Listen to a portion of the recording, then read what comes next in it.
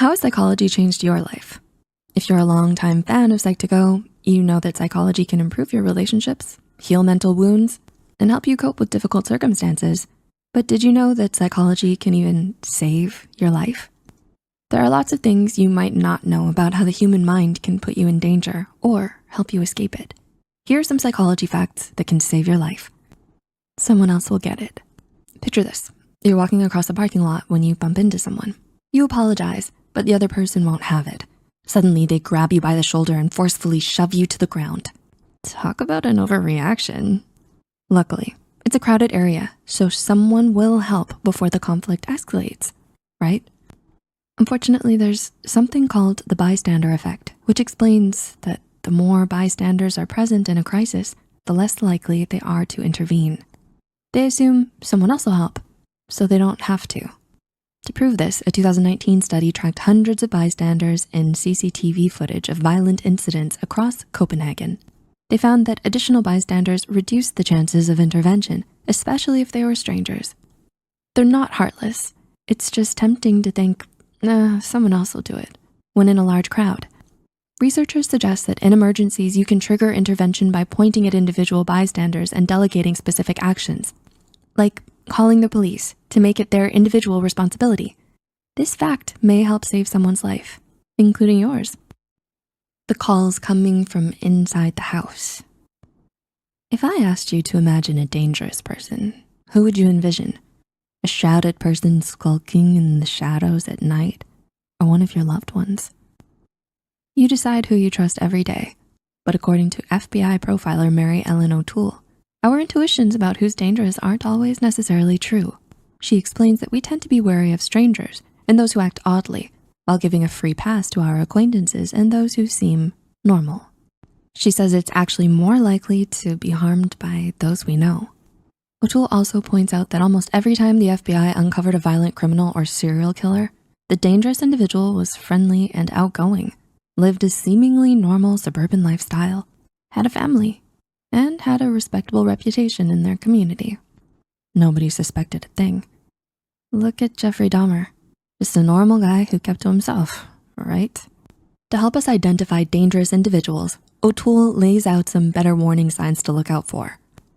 Impulsive behaviors without regard for consequences. Anger that's excessive for the situation. Narcissism, lack of empathy, and injustice collecting, where they hold grudges for years. A single trait or a single action doesn't automatically mean someone is dangerous, but if they show a pattern of these behaviors, you might wanna watch out. Required reset. If you were too drunk to legally drive, would you still get behind the wheel, make a major decision, or send a crucial email? Hopefully, you would avoid such high risks. But if you don't have a solid sleep schedule, you're actually doing something just as risky without knowing it.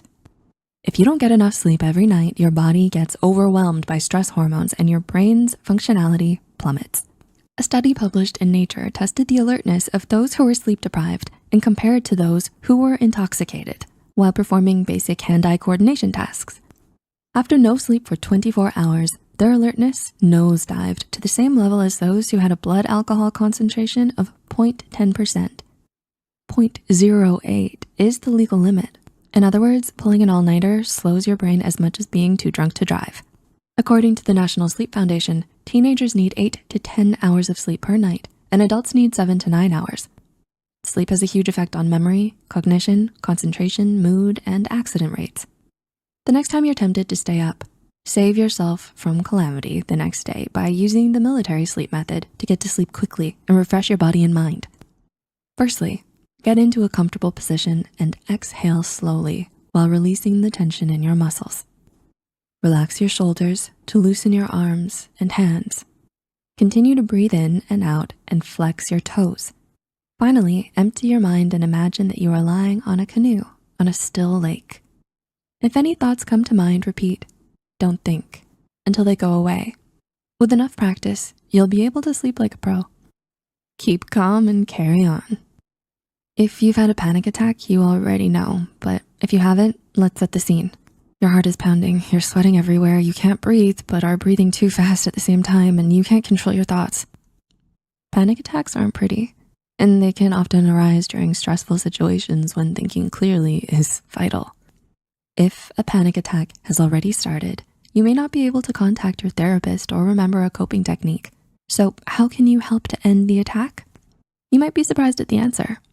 In a study by NYU School of Medicine and Boston University, participants with panic disorder were assigned to either suppress their emotions or accept them. Ironically, using the coping strategies you've been taught while in the panic attack actually made it worse. These techniques draw attention to your inner anxiety, thus making the attack more intense. Using acceptance techniques resulted in significantly less anxiety and avoidance.